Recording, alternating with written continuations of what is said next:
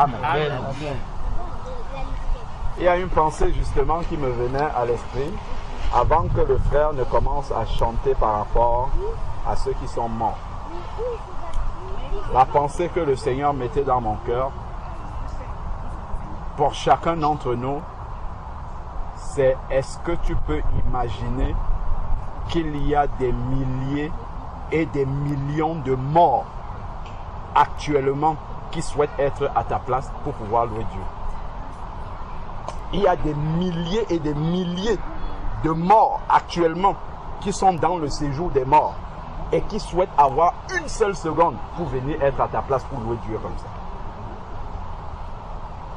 Pour que nous mesurons le privilège que nous avons de pouvoir rester là et d'adorer le roi de la vie. C'est un grand privilège.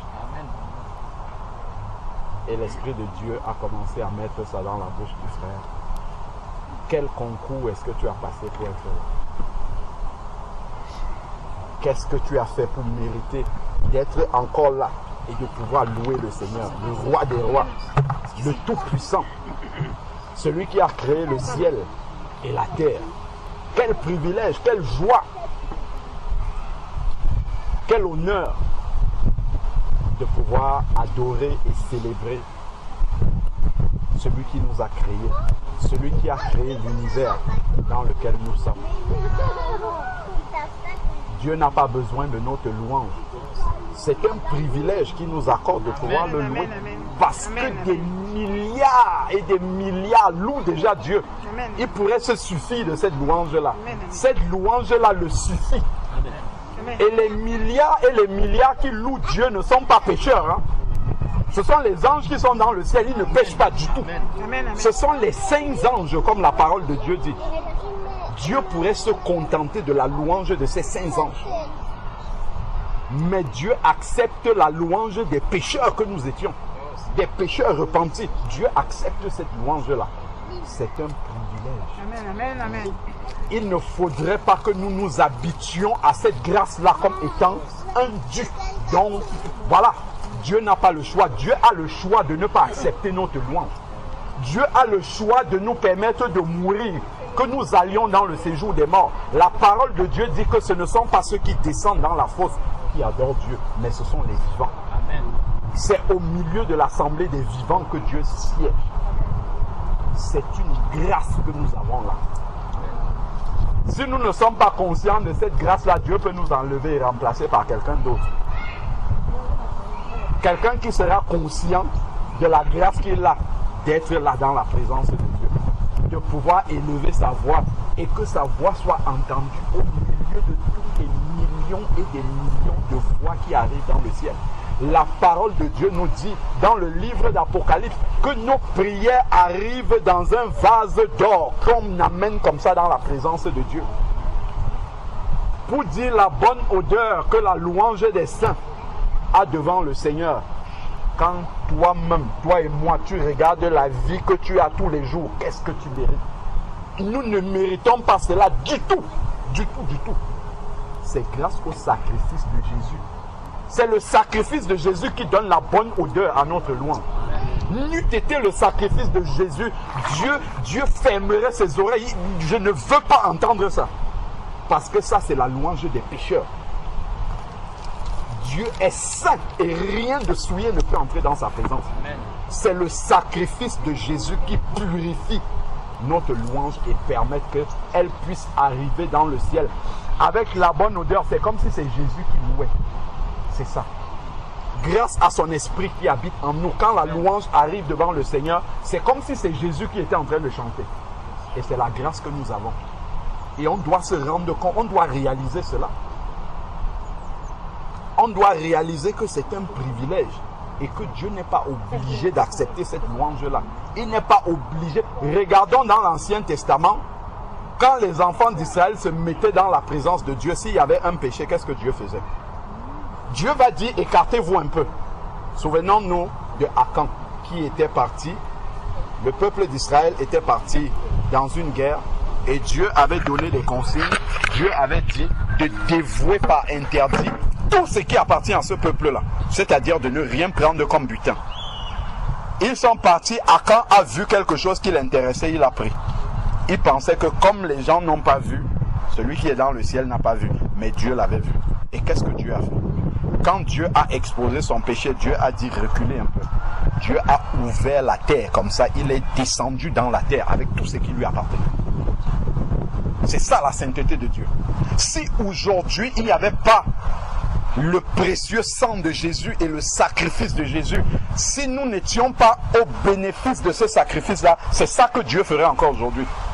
Nous arrivons comme ça. Si ton cœur est un peu mauvais, une mauvaise pensée, un manque de pardon, quelque chose comme ça, dès que tu ouvres la bouche, Dieu, pap, il te foudroie directement. C'est que tes corps seraient couchés comme ça partout, dans la présence de Dieu. C'est comme ça que Dieu agissait dans l'Ancien Testament. Dans le livre de Lévitique 10, on le voit. Quand les enfants de Aaron sont venus offrir le sacrifice devant le Seigneur, la Bible dit, Lévitique 10, ils ont apporté un feu étranger dans la présence de Dieu. Dieu ne les a pas appelés à côté pour dire, attendez, on ne fait pas comme ça. Comme Dieu avait déjà dit, je ne veux pas le feu étranger dans sa présence. Le feu étranger, c'est ce qui ne glorifie pas Dieu. Même dans nos cœurs. Eux, ils sont venus comme ça. Dieu les a foudroyés directement. Ils sont morts nets devant leur papa Aaron. La bouche de tout le monde s'est fermée devant la sainteté de Dieu. C'est ça que Dieu ferait encore aujourd'hui.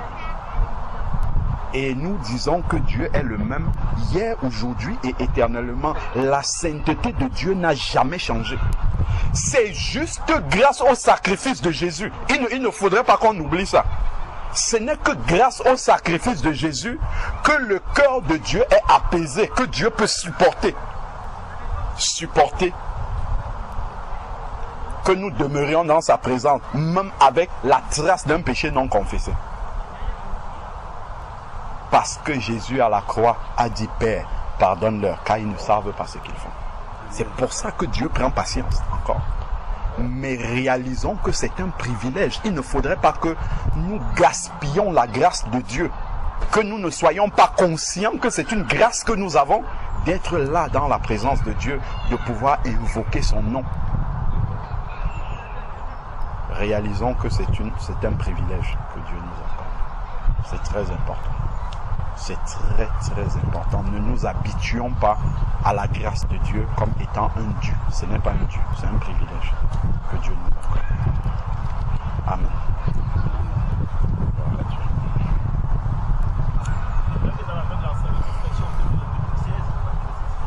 Amen. 16 à partir du verset 19. D'accord, peut faire ma place.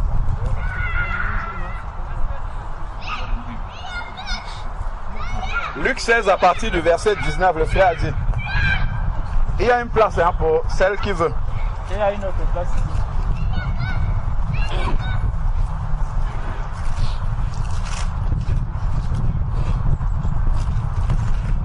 C'est bon pour tout le monde, je te lis.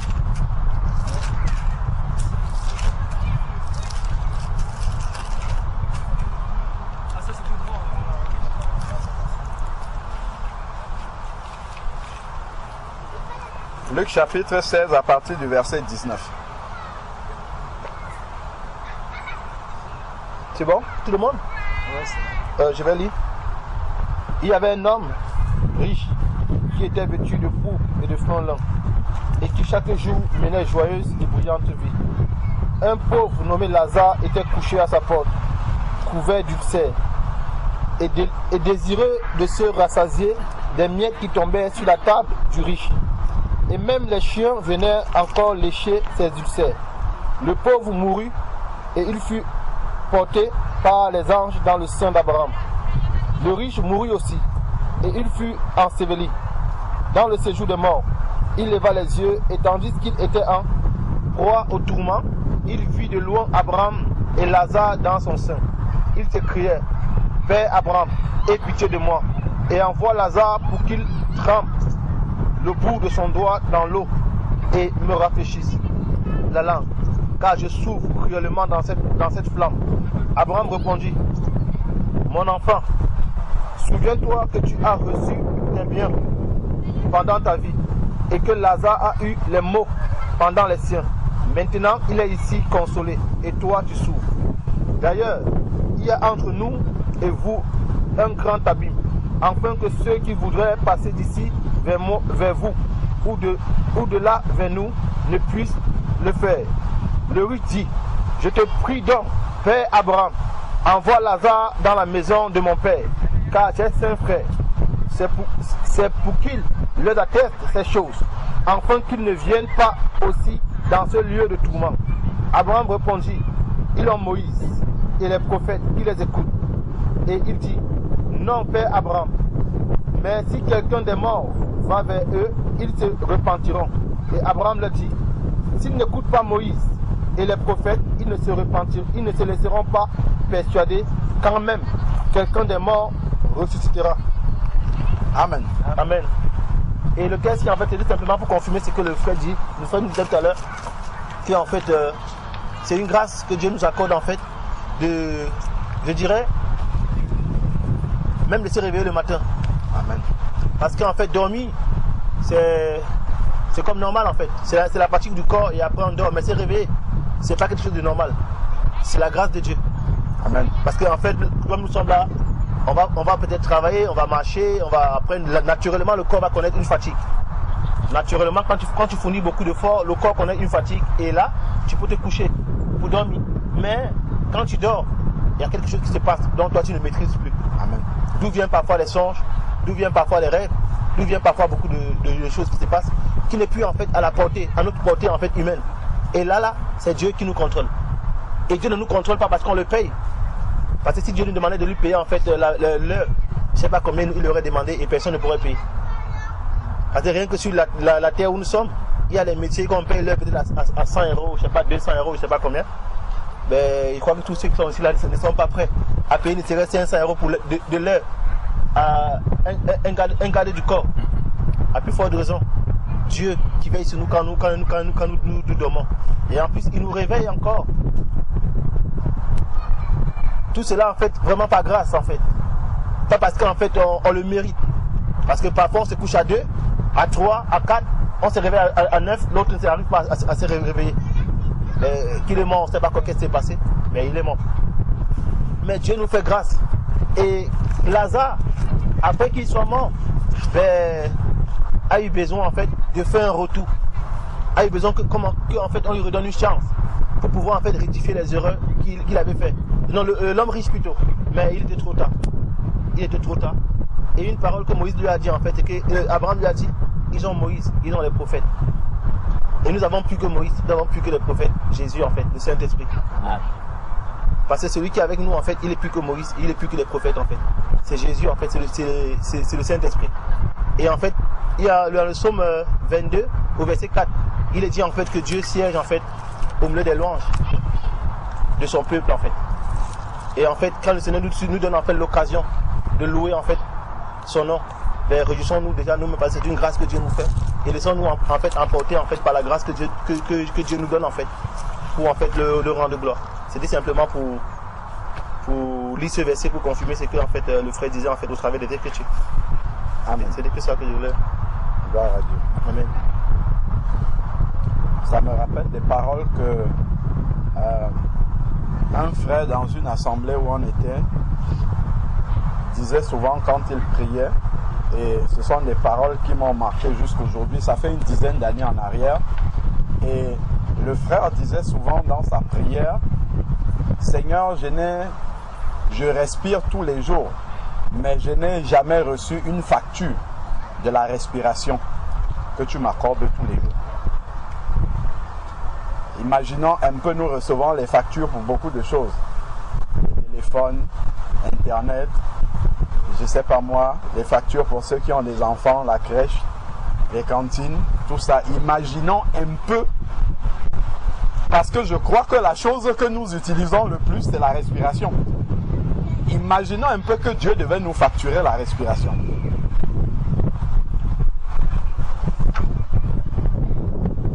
Je vais nous donner une petite idée, parce que je suis passé par là, un peu.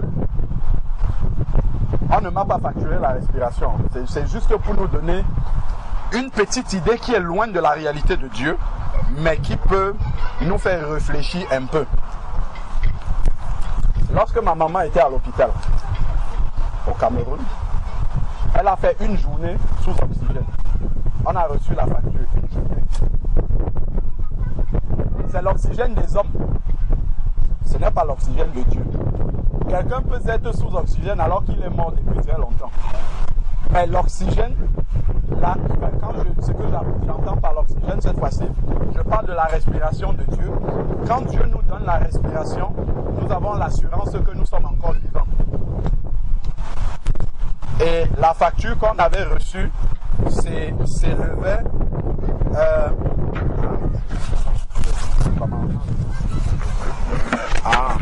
donc la facture qu'on avait reçue s'élevait à plus de 700 000 francs CFA à la journée. Oui, une journée à l'hôpital général à Douala. Une journée d'oxygène, plus de 700 000 francs CFA. Une seule journée. Donc on a dépassé les 1000 euros. Et ça, c'est la respiration des hommes et en Afrique. Imaginons un peu que la respiration céleste de Dieu, s'il devait nous envoyer une facture chaque jour, ce que ça devrait coûter. S'il fallait estimer ça, ça corrobore ce que le frère a dit, que personne ne pourrait payer ça. Je ne parle même pas du salut, hein. Là je parle des choses de la terre, en fait. On ne parle même pas du salut alors. Je ne dis même pas une seconde d'avoir le salut de Dieu, combien ça pourrait coûter. Donc c'est vraiment une grâce, un privilège pour nous de... Dieu l'a rendu gratuit parce que en fait ça n'a pas de valeur matérielle. On ne peut pas estimer ça. C'est pour ça que Dieu l'a rendu gratuit tout simplement. Et la seule chose que nous avons à faire, c'est d'apprendre. C'est ça que le Seigneur attend de nous. Et pour avoir vraiment cette assurance-là, Dieu aurait pu créer des personnes qui sont comme des robots, qui n'ont pas de volonté propre. Mais Dieu nous a créés en nous donnant une volonté et en nous laissant le libre arbitre de pouvoir choisir de le suivre ou de ne pas choisir.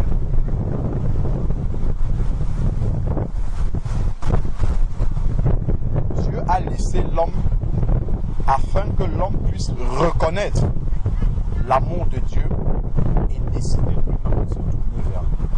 Mais c'est de tout notre cœur que nous devons aller vers le Seigneur. C'est ça que Dieu attend. C'est que le cœur entier se tourne vers lui. Ce n'est pas à moitié. Même si dans la pratique, on ne manifeste pas encore la perfection. Ce n'est pas ça que Dieu attend. Parce que ça dépend de lui. C'est lui qui va nous amener jusqu'à ce chemin-là. Mais ce qu'il attend de nous, c'est que le cœur qu'il nous a donné, dans lequel il a laissé le libre arbitre, que ce cœur-là décide de le suivre entièrement. C'est ça que Dieu attend. Peu importe la noirceur du péché dans lequel Dieu nous a tirés, si c'est que notre cœur s'est totalement tourné vers lui, Dieu va nous transformer totalement. Mais s'il y a une partie de notre cœur, s'il y a des aspects de notre cœur qu'on a refusé de donner à Dieu, dans notre marche déjà, pour ceux qui sont convertis, ça se fait.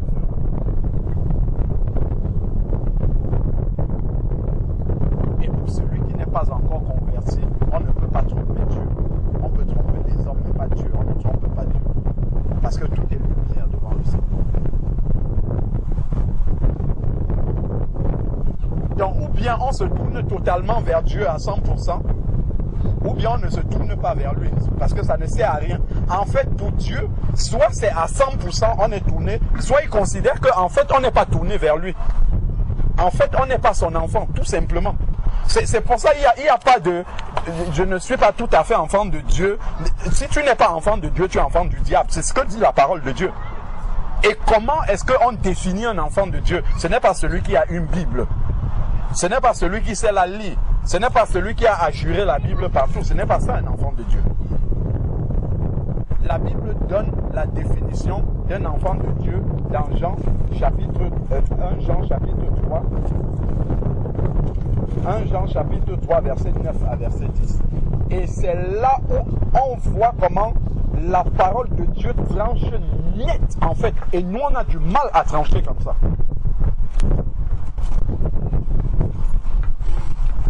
Parce que en fait on pense que Dieu est comme nous avec les sentiments, ainsi de suite.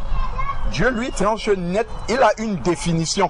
Cette définition-là, ce n'est pas une question de perfection manifestée. C'est une question du cœur, toujours. C'est là-dedans que ça se passe. 1 Jean chapitre 3, versets 9 à 10.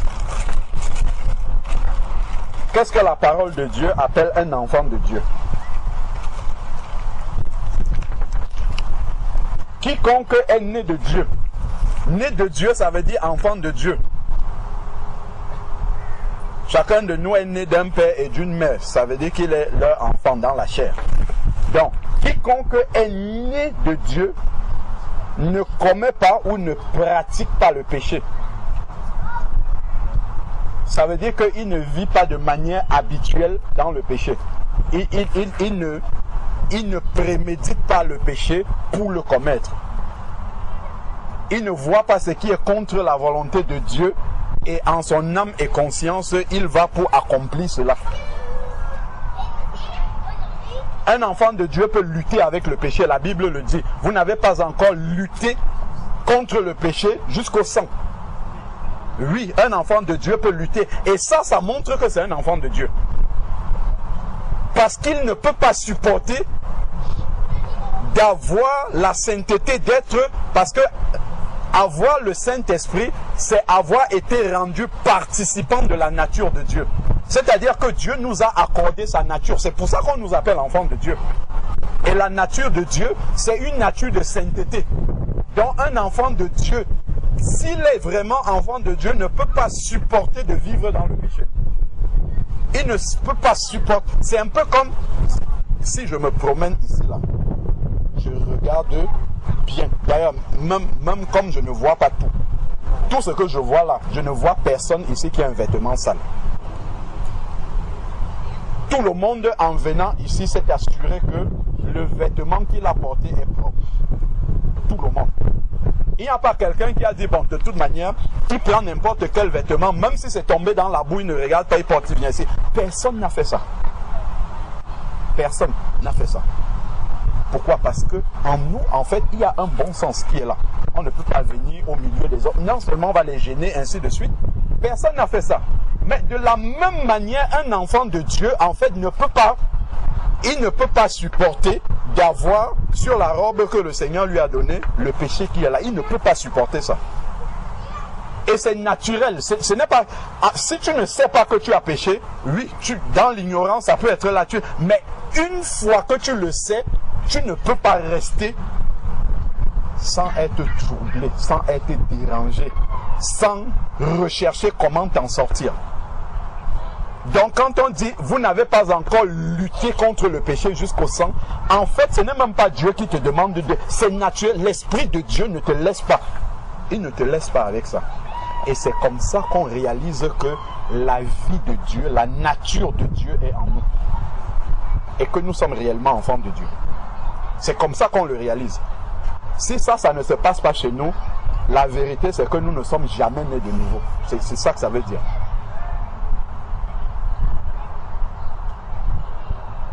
Parce que né de nouveau, précisément, l'instant où nous naissons de nouveau, c'est l'instant où l'Esprit de Dieu entre habiter en nous. C'est à cet instant précis qu'on est de nouveau. C'est la réception de la nature de Dieu en nous.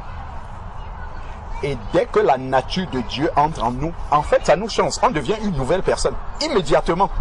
Donc, c'est la nature de Dieu en nous qui nous rapproche des choses de Dieu. Donc, si on me dit même, il faut que tu loues le Seigneur, il faut que tu lises la Bible, c'est un non-sens, en fait. C'est un non-sens. Parce qu'un enfant, excusez-moi, un enfant, les parents vont veiller à ce qu'un enfant qui vient de naître mange, ainsi de suite. Mais, si un enfant sort du ventre de sa maman, ne pleure pas. Pour celles qui sont dans le domaine médical, si l'enfant ne pleure pas, c'est un mauvais signe, vrai ou faux? Est-ce que quelqu'un dit à l'enfant, il faut que tu pleures? Quelqu'un lui dit ça? D'ailleurs, il ne peut même pas comprendre qu'il faut qu'il pleure. Même s'il fallait lui dire, il ne peut même pas comprendre ça. C'est en lui. C'est en lui que quand il sort, il doit pousser un cri. Pourquoi il doit pousser un cri? Parce que quand il était dans le ventre, ce n'est pas le même univers. Quand il sort, il y a beau, tout change immédiatement. L'enfant de Dieu, c'est la même chose. Quand on est de nouveau, on entre dans un nouveau royaume spirituellement. Donc tout change. Donc il y a une manifestation qui doit se produire dans notre vie. Ceux qui sont à côté voient l'enfant pleurer. De la même manière, quand on reçoit l'Esprit de Dieu, ceux qui sont à côté le voient. Il y a des expressions, une manière d'être, une manière de parler. Il y a des choses qui se voient naturellement sans qu'on ait besoin de nous dire de faire ça. C'est ça une vraie nouvelle. On a des nouvelles naissances fabriquées aujourd'hui. Fabriquées humainement. Des nouvelles naissances qui ne sont pas naturelles. Dieu n'utilise pas des expressions qu'il emprunte à la nature. Comme il dit, la nature ne vous enseigne-t-elle pas? Il ne prend pas des expressions par hasard. Il prend des expressions qui sont réelles par rapport à la réalité spirituelle. Quand l'enfant se couche, ou quand l'enfant est là, on dit souvent, je ne sais pas, il faut 4 tétés par jour, ainsi de suite. Si vous avez votre enfant, certains sont nouvellement papa, il fait 6 heures de temps, il ne réclame pas. Il fait une journée, il ne réclame pas. Le lendemain, il ne réclame pas. 2, 3 jours. Je crois que même si vous êtes un papa, une maman inconsciente, vous allez prendre cet enfant-là, vous allez l'amener chez le pédiatre. Comment un enfant de Dieu se sépare de la parole de Dieu pendant des jours et des jours, ça ne le dérange pas. Il vit sans prier, ça ne le dérange pas. Il y a un problème. Il faut pas se mentir. Ce n'est pas parce que tu sais lire la Bible que tu es né de nouveau. La nouvelle naissance, c'est une réalité. C'est une réalité qui est en toi, en fait. On ne te dit pas de lire la Bible. On ne te dit pas de méditer. On ne te dit pas de témoigner Jésus. C'est des choses que l'Esprit de Dieu en toi te pousse à faire naturellement, comme l'enfant. Bien entendu, l'enfant a besoin de ses parents qui vont l'aider à faire certaines choses, mais il y a des automatismes en fait qui sont déjà en l'enfant et les parents l'aident simplement à canaliser ça. C'est la même chose avec la nouvelle naissance. L'Esprit de Dieu qui habite à l'intérieur de toi te conduit déjà dans certaines choses et ceux qui vont t'enseigner la parole de Dieu t'aident juste comme les parents à te mettre sur le droit chemin et ce que tu as déjà de naturel en toi se manifeste et grandit naturellement. Naturellement. C'est comme ça que ça se fait, en fait. Donc, s'il n'y a pas ces signes-là, naturels, de la nouvelle naissance en nous, il faut se poser des questions. Mais ça se manifeste uniquement si notre nouvelle naissance est réelle. Je suis parti du cœur tout entier qui se donne à Dieu. Pas une partie seulement. Pas 50%. C'est la totalité de notre cœur. Ça ne veut pas dire que nous sommes parfaits, mais c'est que j'ai décidé entièrement de suivre le Seigneur. Sinon, il y aura un problème. Sinon, notre marche va piétiner. Sinon, quand on va nous donner la parole de Dieu, on va dire c'est trop difficile. Comment est-ce que je peux mettre cette parole-là en pratique? Ça déjà, quand je me pose cette question, il y a un problème en fait. Il y a un problème déjà de se poser juste cette question, il y a un problème. Parce que l'Esprit de Dieu qui est venu habiter en nous, nous conduit naturellement à aspirer à mettre en pratique cette parole-là. À aimer mettre en pratique cette parole. Quand tu réussis à... Quand tu mets en pratique la parole de Dieu, par exemple, si tu évangélises une âme et qu'elle se donne au Seigneur, est-ce que c'est quelqu'un qui te dit d'être content? Mais non! On n'a pas besoin de te le dire.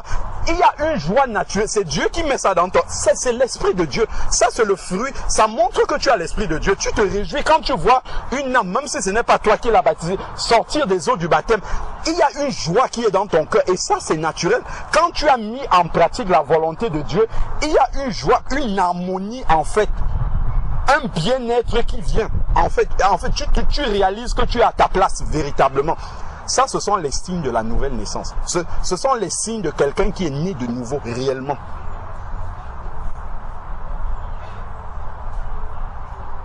C'est important d'avoir de bons fondements. C'est important d'avoir la bonne racine. Il y a beaucoup de difficultés dans la marche des enfants de Dieu parce que la base est mauvaise. Parce que la fondation n'est pas bonne. Parce que la nouvelle naissance est fabriquée. Ce n'est pas une vraie nouvelle naissance spirituelle. Une vraie nouvelle naissance spirituelle ne veut pas dire qu'on est parfait. On ne parle pas de la perfection là. On parle juste d'un cœur qui s'est tourné entièrement vers Dieu. Et là, peu importe d'où Dieu t'a tiré, même si c'est que tu étais, je ne sais pas, le plus grand gangster, ce n'est pas ça qui importe. Pour Dieu, c'est juste, est-ce que ton cœur s'est tourné totalement vers moi? Si c'est bon, là, Dieu va travailler avec toi de manière normale jusqu'à t'amener à la perfection qu'il dit dans sa parole. Nous sommes juste en train d'expliquer 1 Jean chapitre 3 verset 9. Quiconque est né de Dieu ne pratique pas le péché. Pourquoi il ne peut pas pratiquer, il ne peut pas pécher volontairement? Là, on vient déjà de dire la suite là. Parce que la semence de Dieu demeure en lui. Ne vous est-il jamais arrivé de vous trouver dans une situation de faire la volonté de Dieu sans savoir que c'est Dieu, sans savoir que c'est ce qu'il faut faire en tant qu'enfant de Dieu? Et c'est bien plus tard que vous recevez l'enseignement dessus et vous dites, ah, donc c'est ça qu'il fallait faire. Il y a bien des situations qu'on traverse, on n'a pas encore reçu l'enseignement dessus, mais on réagit comme Dieu veut. Et c'est plus tard qu'on va recevoir l'enseignement. C'est parce que la semence de Dieu est déjà en nous. Dieu nous évite souvent de tomber dans certaines situations. Et en fait, c'est simplement parce que tu es un enfant de Dieu. Tu regardes certaines choses. Ça ne ressemble pas à Dieu, ça. Et tu passes de côté. C'est plus tard, un jour tu entends l'enseignement, avec la parole de Dieu, tu comprends, tu dis, ah, je comprends pourquoi Dieu n'avait pas voulu que je fasse cette chose. C'est la semence de Dieu qui est déjà en toi. Même si tu n'as pas encore la conscience pleine. Nous tous d'ailleurs, on n'a pas la conscience de toute la parole de Dieu. Mais il y a beaucoup de choses de la volonté de Dieu qu'on met déjà en pratique. Jusqu'au jour où on aura la pleine révélation de comprendre pourquoi on avait fait ça à tel moment. C'est la semence de Dieu. Elle ne vient pas à moitié, elle vient en entier en nous. La semence de Dieu habite déjà en nous. C'est la parole de Dieu qui habite en nous et elle est maintenue en nous par le Saint-Esprit. Parce que ce que le Saint-Esprit fait, c'est que quand on se retrouve dans une situation, tu emmagasines la parole de Dieu. Quand tu te trouves dans une situation où il faut l'appliquer, le Saint-Esprit va piocher dans cette semence-là qui est en toi. Il sort la bonne parole qu'il faut appliquer et il te dit, là voilà, c'est celle-ci qu'il faut appliquer dans cette circonstance. Et c'est ça qui va t'éviter de tomber en dehors de la volonté du Seigneur. C'est pour ça qu'il ne peut pas pécher. Parce que la semence de Dieu qui est la volonté de Dieu dans sa parole est en lui et l'Esprit de Dieu est là pour lui rappeler la volonté de Dieu à chaque fois. C'est pour ça qu'il ne peut pas pécher.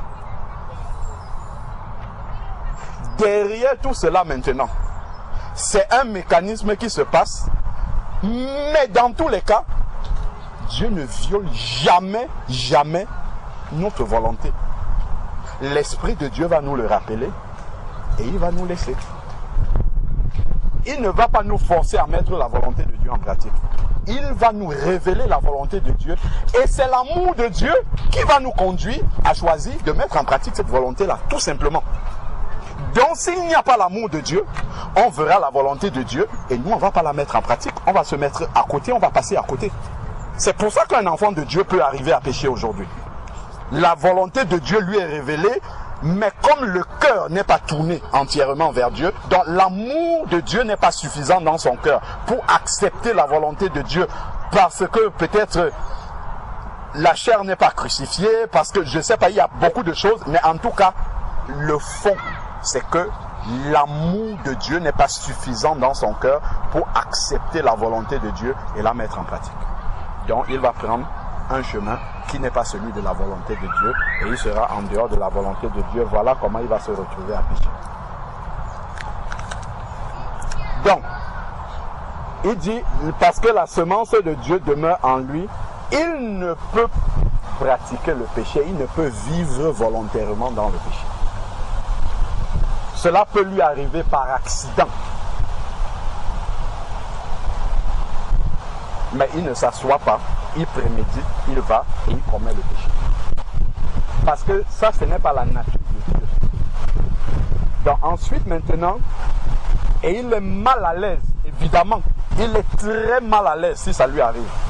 Très très mal à l'aise, comme quelqu'un qui pourrait arriver ici et il se rend compte que tout son pantalon est trempé de boue. Il ne peut pas s'asseoir là et rester là. Non, il ne peut pas. S'il fait ça, c'est qu'il y a quelque chose qui ne va pas. D'ailleurs, tout le monde sera étonné. Même ceux qui sont à côté là seront étonnés qu'une telle personne puisse être à l'aise. Pourquoi? Parce que le bon sens, le savoir-vivre, c'est des choses du monde hein, en fait. Le savoir-vivre ne permet. Tu ne peux pas te laisser pour celui qui travaille. Tu ne peux pas te lever, tu prends une chemise bien sale. D'ailleurs, dans le bac d'habits sales, c'est là où tu vas prendre l'habit que tu vas porter pour aller au travail. En fait, ça, tu ne vas pas le faire. Parce que le bon sens ne te laisse pas faire ça. En tant qu'enfant de Dieu, l'Esprit de Dieu aussi ne peut pas te laisser prendre ta robe sale comme ça et puis marcher avec, tout simplement. Je parle de la robe spirituelle hein, que le Seigneur nous donne. C'est-à-dire avoir le péché là-dessus et marcher avec sans être dérangé. De la même manière, spirituellement, c'est comme ça que si les choses se sont passées normalement dans notre naissance spirituelle, c'est comme ça que notre marche doit être aussi. Donc ensuite, maintenant, c'est par là que se manifestent les enfants de Dieu et du diable. Parfois, nous on pense que l'enfant du diable, je ne sais pas moi, c'est celui qui n'a pas de Bible chez lui. C'est celui qui ne sait pas chanter des cantiques chrétiens. C'est celui qui ne prie pas à 4 heures du matin. On pense que c'est lui l'enfant du diable. Mais la Bible nous donne une définition claire. La manière dont se différencie un enfant de Dieu et un enfant du diable, c'est l'attitude devant le péché. C'est ça qui différencie les deux, tout simplement. Parce que ça révèle la nature de la personne qui est devant la situation. L'enfant du diable ne se pose pas de questions. Il pêche parce que c'est dans sa nature. Le diable pêche dès le commencement. Donc, c'est dans sa nature de pécher naturellement. Il n'a même pas de problème de conscience par rapport à ça. Pourquoi lorsque on va baptiser quelqu'un, on dit c'est un engagement de bonne conscience devant Dieu? Parce que désormais, la personne prend l'engagement d'arrêter et maintenant de tourner sa conscience vers le Seigneur devant toute situation. Seigneur, qu'est-ce que tu penses de ça? Seigneur, comment tu vois ça? Ma conscience, c'est devant Dieu désormais. Donc, je ne peux pas avoir une bonne conscience devant le Seigneur s'il y a le péché dans ma vie. Ce n'est pas possible. Tout ça là, ça rentre en fait dans la nouvelle naissance. C'est pour ça qu'on fait suivre du baptême, qui est un engagement de bonne conscience, ainsi de suite. C'est tout cet ensemble-là qui fait en sorte que, ici, on dit, c'est par là que se manifeste l'enfant de Dieu et l'enfant du diable. La conscience du péché dans notre vie, sans rien faire, révèle en fait que, c'est ici, hein, la Bible le dit, révèle en fait que nous ne sommes pas enfants de Dieu. Et ne pas être enfant de Dieu, ce n'est pas, on ne peut pas être neutre comme ça. Si on n'est pas enfant de Dieu, on est immédiatement enfant du diable. Il n'y a pas un milieu, c'est écrit ici. Hein. La Bible ne joue pas en fait avec les mots. On nous dit ça clairement. c'est par là que se manifestent les enfants de Dieu et les enfants du diable. Il n'y a que deux royaumes, il n'y a que deux possibilités. Soit on est enfant de Dieu parce que notre cœur est totalement tourné vers Dieu et qu'on a une bonne conscience devant lui et qu'on craint de pécher, non pas par peur d'aller en enfer, mais parce que dans notre nature, on ne veut pas déshonorer notre Seigneur.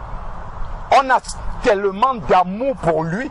Et d'ailleurs, la nature même de Dieu que nous avons ne nous laisse même pas tranquilles par rapport à cela. Et l'autre, qui n'est pas comme ça, lui, il appartient automatiquement au diable. Automatiquement. Ça peut faire mal et même ça peut être brutal hein, de dire ça comme ça, mais la parole de Dieu, en fait, il n'y a pas de milieu, en fait.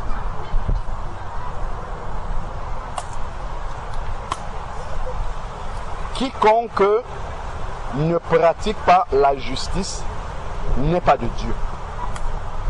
Recherchez l'équité, la justice, les partis pris, tout ça, non, ce n'est pas de Dieu. Cherchez ce qui est juste, même si ça ne nous arrange pas.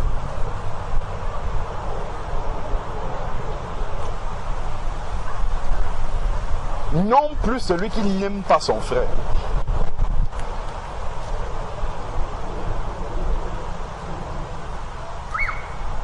Quiconque ne pratique pas la justice n'est pas de Dieu, non plus celui qui n'aime pas son frère. Si on n'aime pas notre frère, on n'est pas de Dieu.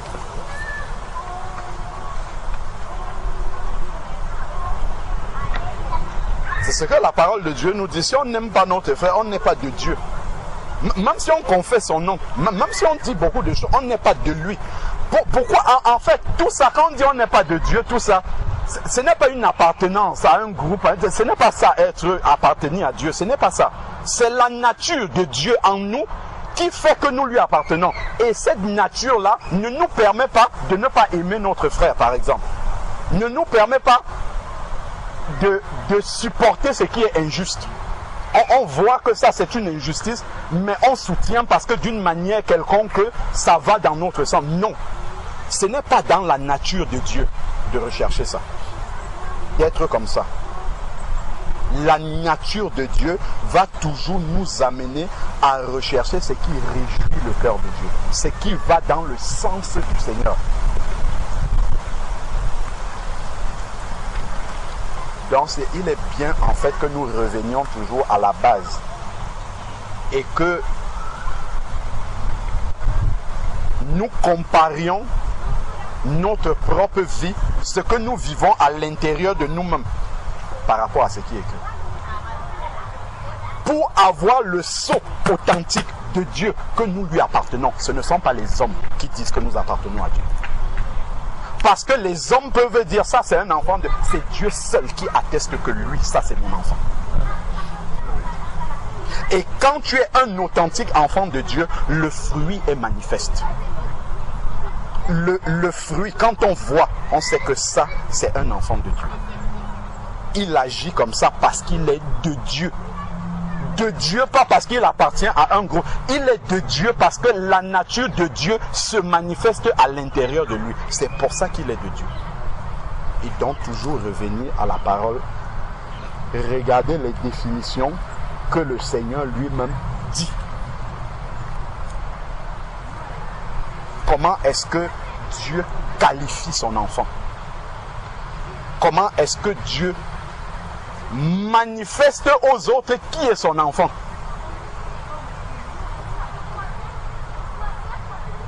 Parce que Jésus,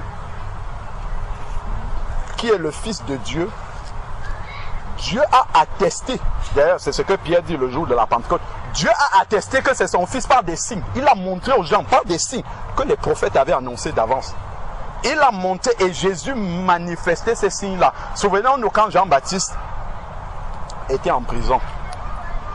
Quand il a commencé à douter et qu'il a envoyé ses disciples demander à Jésus, lui-même qui avait confessé, voilà l'agneau de Dieu, voilà l'agneau de Dieu qui ôte le péché du monde. C'est Jean-Baptiste qui l'avait dit. Et il a dit, celui qui m'a envoyé m'a dit... Ouais, vraiment, merci beaucoup. Celui qui m'a envoyé m'a dit, celui sur qui descendra la colombe, c'est lui qui est mon fils. Il avait le témoignage de Dieu sur la manière dont il devait reconnaître le Messie. Donc Dieu lui a donné un signe. De la même manière, Dieu donne dans sa parole des signes pour reconnaître ses enfants.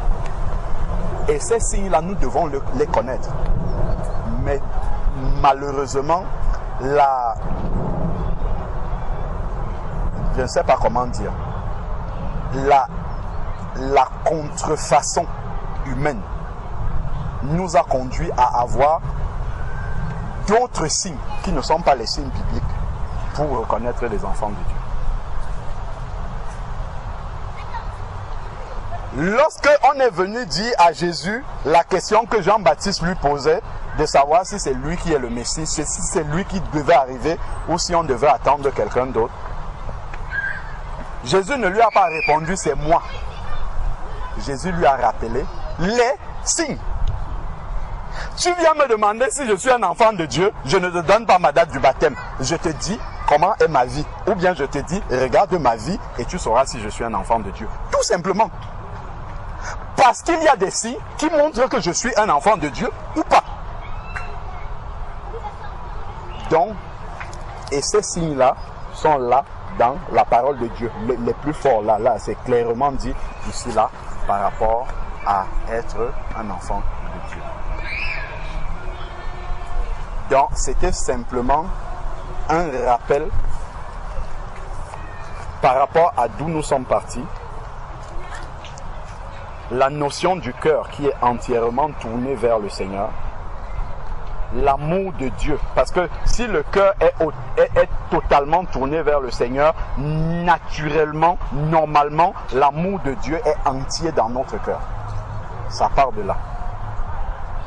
Si l'amour de Dieu est entier dans notre cœur, quand Dieu nous montrera sa volonté, on va choisir de la faire. On va accepter de la faire. Avec joie, pas non comme un fardeau, non. On ne va pas prendre ça. Parce que simplement, l'amour de Dieu déborde dans notre cœur. Et maintenant, être un enfant de Dieu, nous voyons comment est-ce que le signe d'un enfant de Dieu se manifeste. Il appartient maintenant à chacun d'entre nous, en bonne conscience devant le Seigneur, puisque c'est ce que nous avons accepté chacun d'entre nous le jour de notre baptême, d'avoir une bonne conscience devant Dieu. C'est à chaque fois d'examiner, parce que la parole de Dieu, même quand nous sommes devenus enfants de Dieu, le Seigneur nous dit encore d'examiner notre marche pour voir si nous sommes dans la foi, si nous marchons toujours comme un enfant de Dieu. Et la définition d'un enfant de Dieu, c'est toujours celle-là. Donc après avoir marché, nous devons toujours nous retourner et regarder la manière dont nous marchons. Est-ce que nous sommes toujours sur le chemin du Seigneur ou est-ce que nous sommes à côté et nous marchons sur un chemin parallèle? C'est important de toujours revenir à cela. Donc voilà un peu pour les enfants de Dieu, comment est-ce que le signe se manifeste. Et n'oublions pas que nous sommes partis, comme le frère Eugène nous l'a montré, de l'histoire du riche et de Lazare.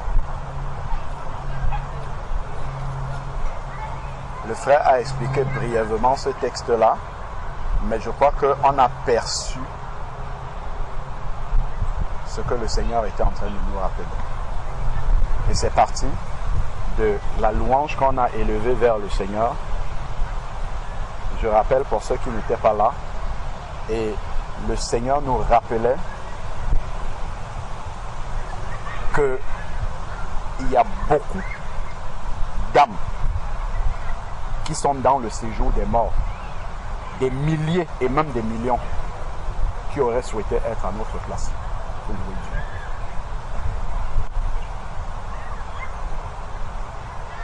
Qu'on ne devrait pas s'habituer et prendre la grâce de Dieu comme étant un dû. Quelque chose dont on dispose de manière comme si ça nous était dû. C'est un privilège que Dieu nous accorde. Parce que dans le ciel, les saints anges, comme dit la parole de Dieu, les saints anges, c'est-à-dire qu'il n'y a pas de péché en eux, louent déjà le Seigneur, c'est des myriades et des myriades. Et au milieu de ces myriades-là, la voix de ceux qui sont ici, quand chacun se tourne, il regarde sa vie, tout de suite, le Saint-Esprit peut mettre un doigt sur plein de choses qui ne sont pas dans la volonté de Dieu. Mais Dieu entend nos voix. Et ça, c'est uniquement grâce au sacrifice de Jésus. C'est le sacrifice de Jésus dans notre vie qui vient donner un parfum de bonne odeur à notre louange. Et ça, nous devons réaliser que c'est un privilège. Parce que si ce n'était pas le cas, on a rappelé, comme dans Lévitique chapitre 10, Dieu viendrait, les enfants d'Aaron qui ont amené le feu étranger dans sa présence, il les a foudroyés net devant Moïse et Aaron qui ont fermé la bouche. C'est ça que Dieu devrait faire. Et nous confessons que Dieu est le même hier, aujourd'hui et éternellement. Donc sa sainteté n'a jamais changé. Elle est toujours la même. C'est simplement le sacrifice de Jésus qui fait en sorte que Dieu n'agit plus comme ça. Dieu prend encore patience. Dieu peut encore tolérer. Et ce n'est pas parce qu'il le fait que nous devons fouler aux pieds la grâce de Dieu ou penser que c'est un Dieu en fait. Non. Nous devons réaliser que ce Dieu saint-là, c'est toujours vraiment par grâce qu'il nous accorde le privilège. Si on donne un privilège à quelqu'un, il doit réaliser que c'est un privilège et en profiter. Et en profiter réellement. Parce que c'est un privilège, ce n'est pas un Dieu. Donc, c'est un peu cela le résumé de ce que nous avons partagé jusque-là. Il y a des nouveaux visages, en tout cas des visages que moi je n'ai jamais vus au milieu de nous. Ici, c'est censé être une réunion des saints. C'est quoi un saint?